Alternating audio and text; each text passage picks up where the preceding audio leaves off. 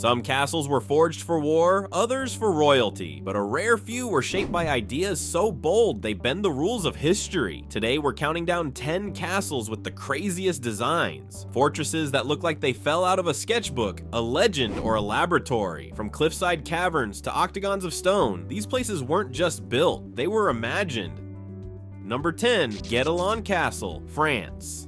In a forest in Burgundy, stonemasons and carpenters are building a full-scale 13th century castle with only 13th century tools. No cranes, no concrete, no power lines, just limestone, timber, lime mortar, and a lot of sweat. The project began in 1997 as a living experiment to answer a simple question: how did medieval builders actually do this? Every scaffold, pulley, and rope is a clue, and every mistake is a lesson historians can't get from ruins alone. Modeled after a castle of Philip II's era, Guédelon has round towers, a great hall, a moat, and a working drawbridge. But the real spectacle is the process: quarrying rock on site, felling and seasoning wood, firing tiles and pigment in medieval kilns. Archaeologists document each decision, and those findings are already changing how Europe restores ancient walls and vaults. It's a castle, a lab, and a time machine, still under construction by design. Visitors watch the rhythm of a vanished world, the ring of chisels, the creak of winches, the white puff of slaked lime. You don't just see a castle finished, you see a castle becoming, and that's the point. Guédelon is less a monument than a method, a blueprint for how knowledge is built, one stone at a time.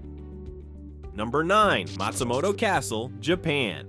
At first glance, Matsumoto looks elegant. Black lacquered walls mirrored in a still moat, the Crow Castle poised over the plains. But unlike Europe's hilltop keeps, this is a flatland fortress, a horojo defended by water, angles, and cunning. Its 5 visible stories hide a 6th secret floor, a trick to confuse attackers and shelter the lord in a crisis. Inside, steep ladders, trapdoors, gun ports, and stone drop chutes tuned to the age of matchlocks. The keep's asymmetry is intentional. Interlocking towers create overlapping fire and blind spot denial. Roofs curve with temple grace, yet every line serves function. Sight lines, cover, deflection. The white plaster isn't just pretty, it's fire retardant, vital in a wooden citadel. Beauty in front, brutality in the plan. In the 19th century, locals fought to save it from demolition and won. That act of civic stubbornness preserved one of Japan's finest feudal castles. Climb the narrow stairs and the Alps break across the horizon. Strategy and scenery in one frame. Matsumoto is a lesson in restraint, light on stone, heavy on intent.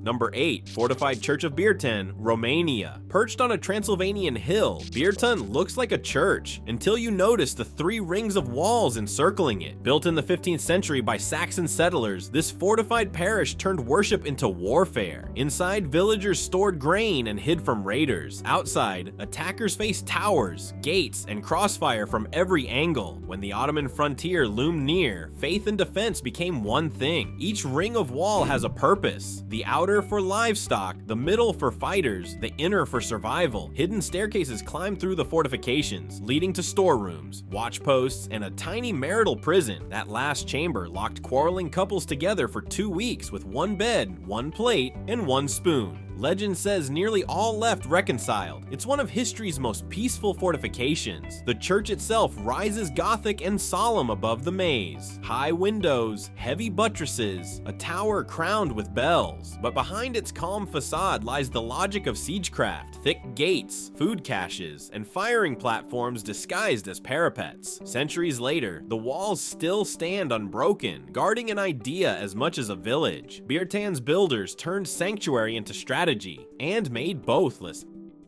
Number 7, Malbork Castle. Poland red brick, river light, and relentless order. Malbork isn't a castle, it's a city in armor. Built by the Teutonic Knights in the 13th century, it sprawls across the Nogat River like a fortress designed by monks with military precision. 3 castles nest inside one another, high, middle, and lower, each ring with its own walls, towers, and courtyards. Together they form the largest brick fortress in the world. The high castle held the chapel and cloisters where knights prayed before battle. The middle castle served as the Grand Master's palace, a mix of Gothic stonework and austere discipline. The lower castle stored horses, craftsmen, and supplies for armies that once ruled half the Baltic coast. Every arch and buttress was a weapon of logistics. When the order fell, Malbork changed flags: Polish, Prussian, German, Soviet, and somehow endured them all.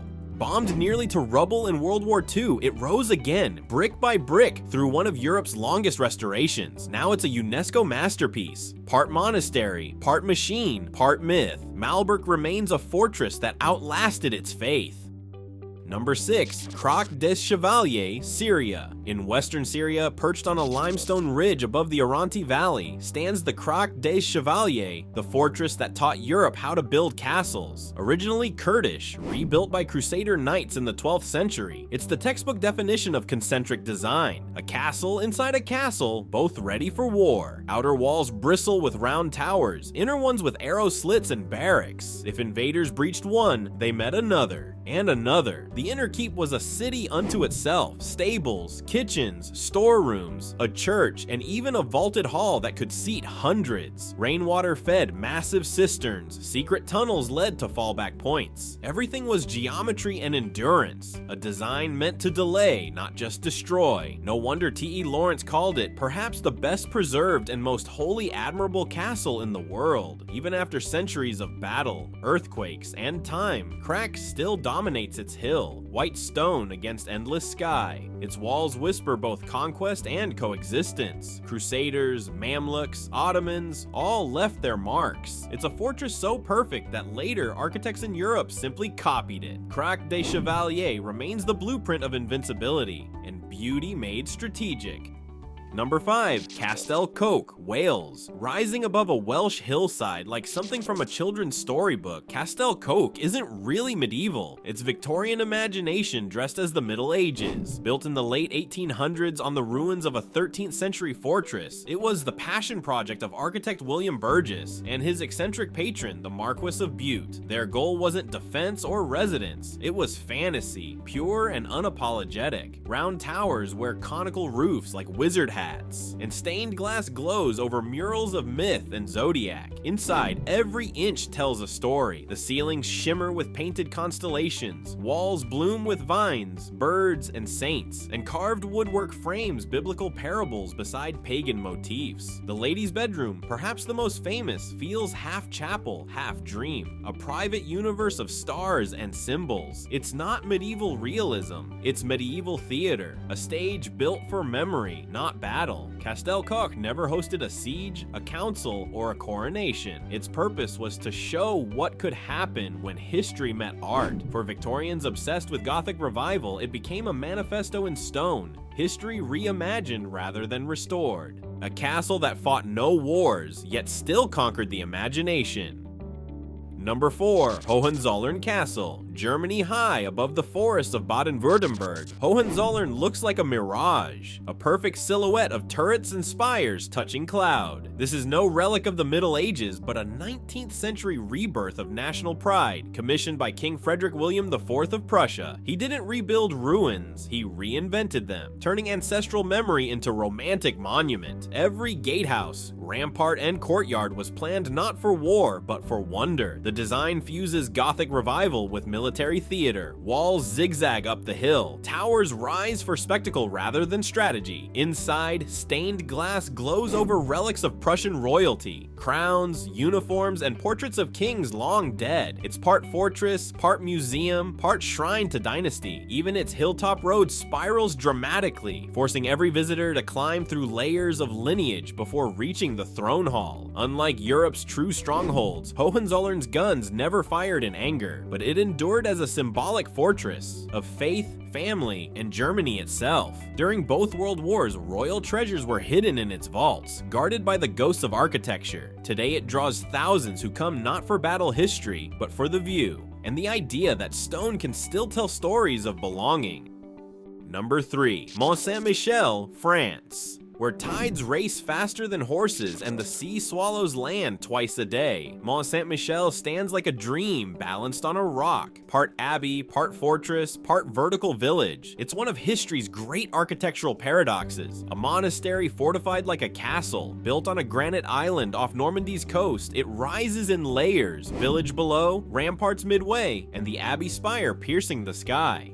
At high tide, it becomes a floating citadel, unreachable but radiant. The climb is brutal and breathtaking. Narrow medieval streets spiral upward through gates and towers, past stone houses clinging to cliffs. At the summit, monks once prayed above soldiers while waves thundered below. Faith literally built on defense. Every wall carries both humility and hubris, the belief that heaven could be approached by architecture. During wars, from the 100 Years' War to the Revolution, Mont-Saint-Michel held fast. Its walls resisted siege after siege, and even when used as a prison centuries later, its spirit refused to crumble. Restorations turned it from isolation back into icon, and today it's one of France's most visited landmarks. Mont-Saint-Michel is proof that the line between sanctuary and stronghold can disappear, like the tide beneath it.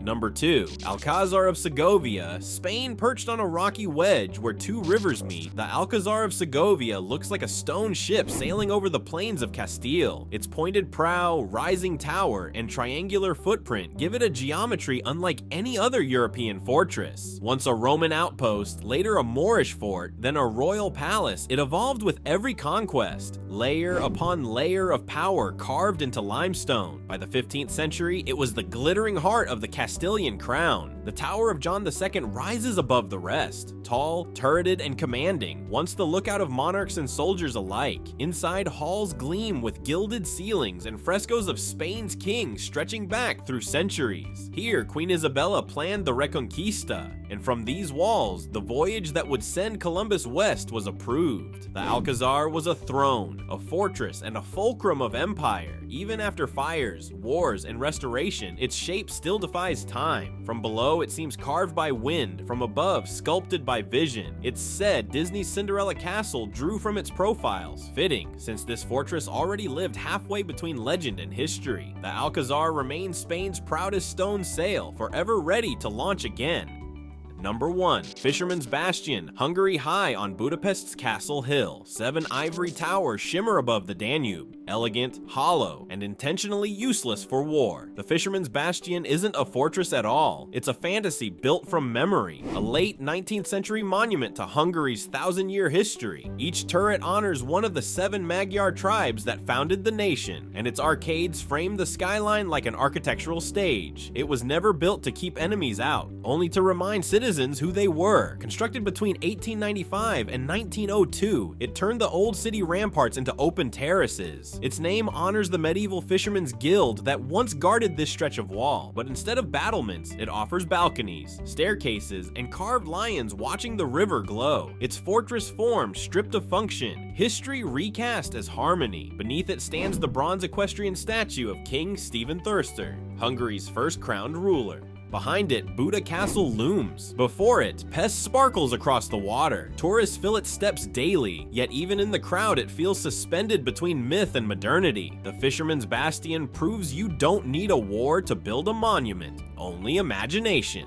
From the black walls of Matsumoto to the white wings of Himeji, from Bavarian fantasy to Syrian stone, these castles remind us that architecture isn't just protection, it's expression. Some were built to survive, others to dream, and centuries later, they still do both, standing tall against time itself.